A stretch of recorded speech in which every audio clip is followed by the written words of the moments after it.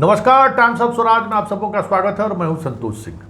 और आज हम टाइम्स ऑफ स्वराज में बात कर रहे हैं कि 2019 के लोकसभा चुनाव में बड़े स्तर पर गड़बड़ी हुई थी। ये मैं नहीं कह रहा हूं, अशोका यूनिवर्सिटी के एक प्रोफेसर ने अपने रिसर्च पेपर में इस बात को प्रूफ किया है कि कैसे 2019 के चुनाव में बड़े स्तर पर गड़बड़ी हुई है।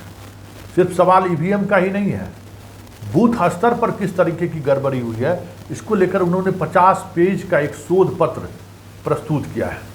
और उस शोध पत्र के सामने आने के बाद पूरे देश में बवेला मचा हुआ है। और वो शोध पत्र सिर्फ सवालों के सहारे नहीं है, पूरे साइंटिफिक एविडेंस के साथ साथ उन ऑब्जर्वरों की सूची भी उस पर है, जिसमें ये दिखाया गया है कि जो बीजेपी शासित राज्य हैं उन राज्यों के खास पदाधिकारियों को ऑब्जर्वर बनाकर ऐसे ऐसे राज्यों में भेजा गया जहां बीजेपी की जीत सुनिश्चित कराने में उन लोगों ने मदद की है। मतलब उत्तर प्रदेश, मध्य प्रदेश, गुजरात जैसे राज्यों में जहां बीजेपी की लगातार सरकारें रही हैं, वहां से खास तरह के अधिकारियों को बिहार या अन्य राज्यों में उसके ऑब्जर्वर बनाकर भेजा गया। पूरा इलेक्शन कमीशन स्तर से ये मैनेजमेंट हुआ और वो ऑब्जर्वर बूथ स्तर पर किस तरीके से ईवीएम का मैनेजमेंट हो सकता है उसकी पूरी व्यवस्था उन्होंने की है। ईवीएम कहाँ से चला, कैसे इंजीनियर किस तरीके के आंकड़ों के सहारे वो चला और मतदान केंद्रों पर किस तरीके से मैनेज हो सकता है, सारी बातें उन्होंने अपने शोध पत्र में लिखा है। स्वाभाविक तौर पर अगर इस तरीके का शोध पत्र सामने आया है, विश्वविद्यालय ने उस शोध पत्र को स्वीकार भी कर लिया है। और जैसे ही ये खबर आई है, पूरे देश में हंगामा मच रहा है। अलग अलग कांग्रेस और भाजपा आमने सामने है, अलग अलग तरीके से लोग इस खबर को लेकर बहस छिड़ गई है। लेकिन बड़ा सवाल ये है कि आखिर इस स्तर पर मैनेजमेंट संभव है क्या? और अगर मैनेजमेंट संभव है तो फिर इस डेमोक्रेसी का मतलब क्या है? क्योंकि ईवीएम को लेकर लगातार सवाल खड़े होते रहे हैं और ऐसा नहीं है कि पहली बार सवाल खड़े हुए हैं।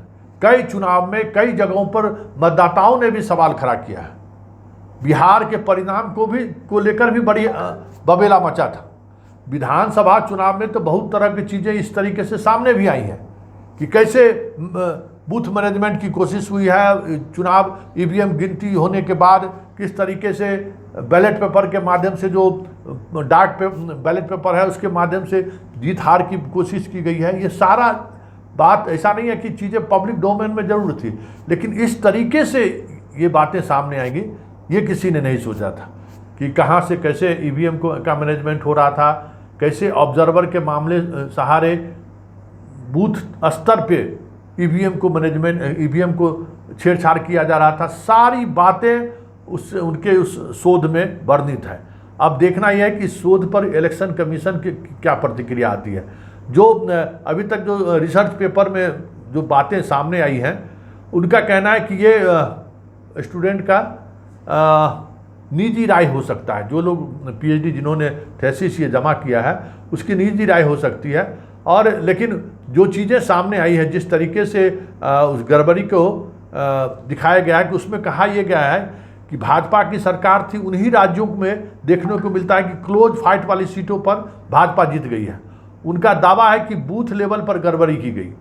रिसर्च पेपर में यह भी कहा गया है कि जिन जगहों पर भाजपा शासित राज्यों के अधिकारियों की संख्या ऑब्जर्वर के रूप में सबसे ज़्यादा थी, वहां भाजपा सबसे ज़्यादा चुनाव जीती है।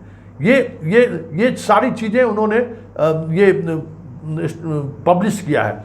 पब्लिश करने वाले ने अपने पूरे थीसिस में जो जिन चीज़ों को लेकर उन्होंने फोकस किया है, ईवीएम मशीन को लेकर उन्होंने फोकस किया है और जो बातें जो सामने आ रही हैं, जिन तरीके की चीज़ें उन्होंने बड़ी मजबूती से रखा है, वो एक साइंटिफिक रिसर्च आप कह सकते हैं। ऐसा नहीं है कि सिर्फ उन्होंने सुनी सुनाई ही बात कर दी। पूरे ऑब्जर्वर की सूची उन्होंने डाली है। जहां क्लोज फाइट था बीजेपी का पहले, उस क्लोज फाइट को कैसे जीत में बदला गया। अब जैसे बिहार में मधुबनी की सीट लीजिए, आज तक कभी 4 लाख से ज़्यादा वोट से जीत नहीं हुई है। वो सीट पर हमेशा हुकुमदेव नारायण यादव और उनके बीच क्लोज फाइट रहा है। बिहार में सबसे ज़्यादा वोट से जीत हार की बात है मधुबनी का। कहा जा रहा है कि मधुबनी के भी ऑब्जर्वर गुजरात और बीजेपी शासित राज्यों से आए हुए थे। अन्य जगहों पर भी, बेगूसराय में भी जिस तरीके का हार जीत का अंतर है,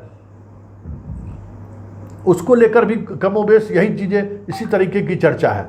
आप अगर गौर करेंगे तो इस रिसर्च पेपर में उन तमाम सीटों का भी उल्लेख है जिन सीटों पर करीबी फाइट था और वहाँ का ऑब्जर्वर बीजेपी शासित राज्यों से आया था। अब इस थेसिस को लेकर चर्चा होना स्वाभाविक है। अब देखना यह है कि इस थेसिस पर चुनाव आयोग किस तरह की प्रतिक्रिया व्यक्त करती है, क्योंकि राजनीति तो शुरू हो गई है और राजनीति इस कदर शुरू हो गई है कि अब ईवीएम को लेकर सवाल खड़े हो ही रहे थे, अब पूरी चुनावी व्यवस्था पर ही सवाल खड़े होने लगे हैं।